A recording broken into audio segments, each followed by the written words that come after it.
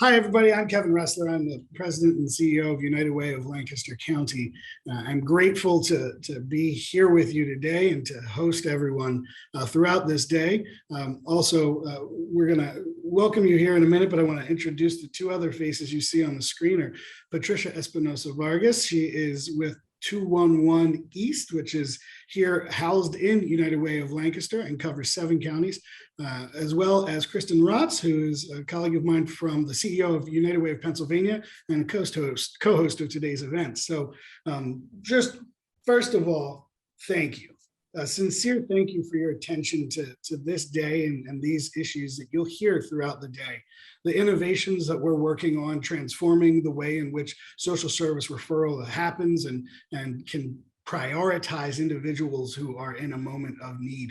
Thank you so much for the ways in which you financially support United Way and the agencies that we provide services and support for. Thank you for the time that you commit in volunteerism and advocacy. And thank you really for honestly being a member of our community, whichever community you are coming to us from. And we have people popping in here from all over the state and some even outside of Pennsylvania. So thank you for being you.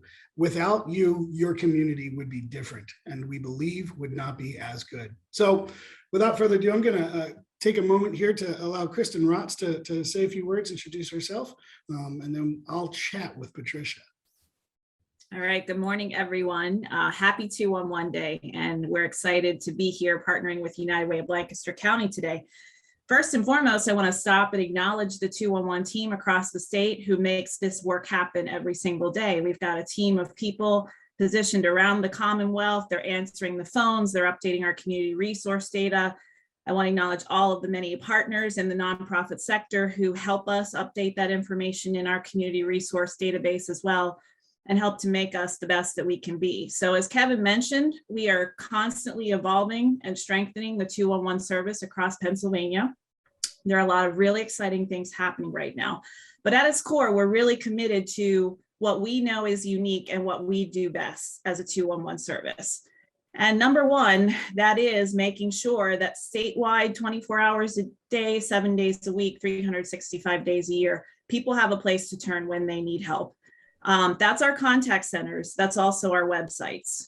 We have seen since the beginning of the pandemic, more than 1 million Pennsylvanians have turned to 211 for help in all of our channels.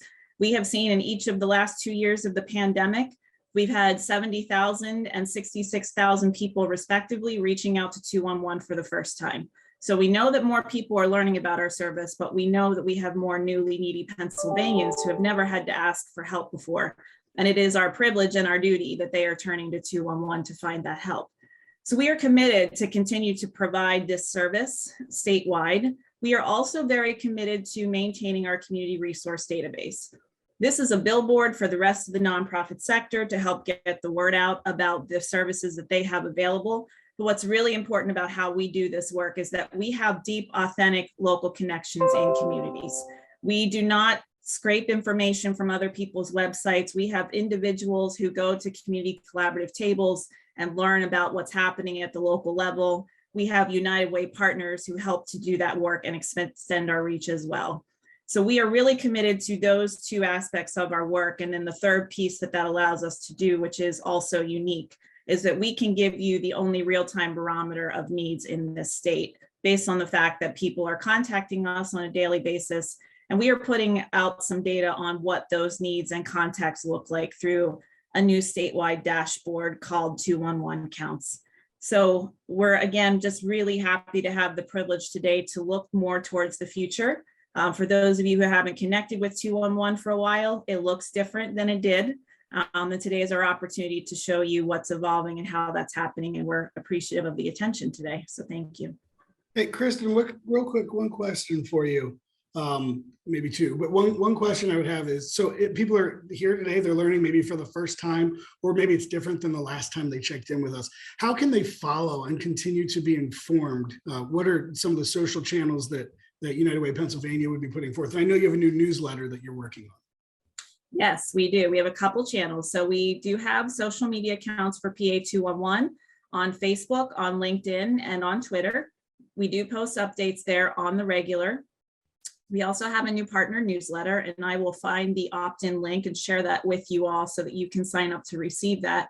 That's going to go out on a periodic basis throughout the course of the year, and it's going to give you a mix of content that is updates on the state level, but also will include updates that are specific to the 211 region or regions in which you are serving the community. So that's another great way that you can keep up with what's happening. Thank you. So, and on that, I just popped into the United Way of Pennsylvania's Facebook account, and they had a post here on February 2nd that said 280,000 plus calls, 19,000 plus texts, 2,600 plus chat messages, 1,100 plus emails, 530,000 plus web visits. So that's just a taste of that impact, and the little tagline I love there, from hello to help. So I mentioned before, Patricia. So I am so grateful to work with you. I have been just absolutely impressed with the way that you have, over the last month and a half, really taken the reins as you've become the director for PA211 East. So can you tell us, what is PA211 East? I mean, we are everything, right? We should be everything to everyone, really what should happen. But no, we are a 7-county regional call center, right here based in Lancaster County. So thankful to United Way Lancaster County for being our home for as long as I can remember. We provide quality, and I'm just so proud of our team. They're highly trained. Many of us are certified in providing information referral to the community. We have intake specialists that are helping assess individuals that are in desperate need of housing and trying to connect them to those resources. But for anything else in the community, we are here to connect them to those services 24 hours, 7 days a week. It's a crucial service that we provide to the community. And as Kristen said, we are growing and more individuals are learning about us, but there's still that need to share and promote what 211 does, so that individuals aren't sitting in this sort of a hamster wheel, if you will, of trying to get out of the situation and try to improve upon their home life. Calling 211 first, not last, would hopefully guide them to that path to self-sufficiency. And I think in a nutshell, that's what we do here at 211 East. So you said United Way of Lancaster has housed you for as long as you can remember, and I'm not going to date you per se, but I'm going to say you've been with us for a good while, and are now the director for the first time. Can you talk about what you've seen change? Because we haven't always been 211 East, the 7 region call center, right? So what were our humble beginnings? So we started out just in Lancaster County focused, as a 291 link was our phone number, and we were United Way link for, oh my gosh. So United Way of Lancaster County took us over in 1989. That is when we began a program, direct service program of United Way, and focused on just Lancaster County. When I started in 2000, we were a team of 3. Just doing information referral only, and you had to call on a phone, and our phone system was just a landline. We had no website, no social media, no text or chat, nothing like that. So we have without a doubt grown exponentially, and our media have grown. You didn't want to date me, but in the 22 years I've been here, we have grown significantly. Thanks. Patricia, I'm going to ask if you can, someone said that your volume's a little low. If you want to click on the where it says mute that and try, or throw headphones. Yeah, I was going to say, I mean, you got good headphones there. So we work in a call center. Well, you set that up. Kristen, can you actually mention how the regionality works? So we mentioned PA211 East, what is that different than? Yeah, this is important really only for how we deliver the service, because what we are really striving to do is be seamless and high quality and consistent across the state. We've made a lot of progress in that arena too, but how 211 happens is we have 4 contact centers across the state that serve the whole state. So we have a contact center in Pittsburgh. It serves the Northwest region, the Southwest region, and the Southeast region of the state, so covering our most populous areas.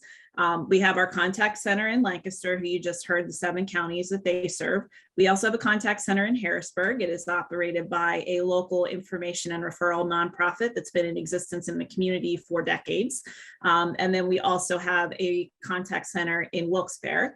And that center also is another historical information and referral service who's providing 211 connectivity for about 17 counties in the Northwest region of the state. So Patricia looks frozen to me, so I'm going to ask you a quick question, which is, so thinking about the call center, right? Patricia's managing and staffing during daytime, but we said 24/7, and you talked about seamless. Can you just cover that real quickly? Yeah, we have nighttime capacity as well. We don't have all 4 contact centers answering calls at night, but our contact centers are able to kind of flow calls back and forth to each other. So we can back each other up. And if the phone lines get really busy in one region, another region can help. And that's also the beauty of the connectivity with the statewide database. So that theoretically, when that data is strong and someone calls 211 from Pittsburgh and they get contacted to the Pittsburgh Center, but they may have a college student in Lancaster who they're looking for some support for. Pittsburgh can help connect them to a resource that their college student will be able to access in Lancaster. So we do try to make this a very seamless experience for the end customer. And that's what we're striving toward, to really deliver a high quality service. Thank you. Patricia, so you're connecting to resources.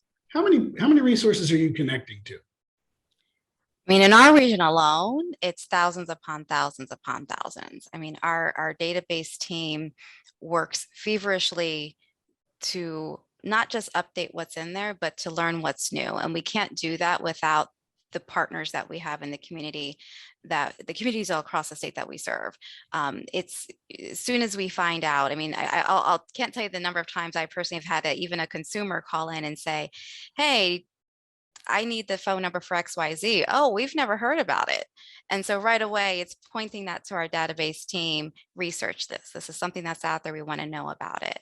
But it is, as Kristen mentioned earlier, it's not like it's a bot that's crawling the web and trying to gather this information. No, our team members across the state that are focused on database and curating that data, they are calling, they are emailing and updating and just making sure that our information is truly up to date, real time, so that when we are receiving those calls, we are giving that consumer the most appropriate information, which, and not for nothing, right now in the winter time, it's even more important as shelters. Moment that something is a change, maybe there's a walk-in center that is going to close because of snow or COVID, they've had exposures and they need to close, our database team are on it.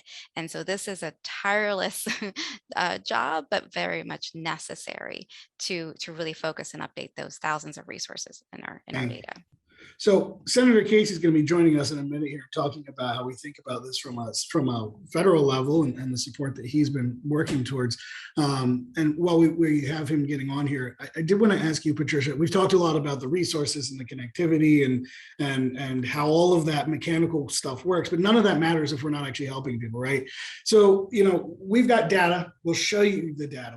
We can demonstrate the impact through the numerical side, but can you tell me a story that you remember, something that you or one of your colleagues has done that just sort of reminds you of when you wake up in the morning, you're like, oh, it's a lot of work, but it's rewarding. What's the rewarding part of that work? Do you have a story that you could share? So I'm going to share two. I just talked to a coworker this morning who literally said that she closed out her day with someone telling her, you made me forget my troubles for a moment, and I thank you for that. That is what we do. We are guiding you to those services and we really are trying to connect you, but we are having that human to human connection. We're listening and we're sharing and we're brainstorming and we are just cheering you on that you are going to be able to get through whatever trouble you may be going through at this moment. But just very, not that long ago, I say within the last year or two, one of our team members here picked up a call from someone that was in Berks County, but had been residing in Lancaster County. And that consumer was looking for resources for someone else, but started out the conversation with a specialist. I need to tell you, because of 211, I am 5 years sober. That hit us hard.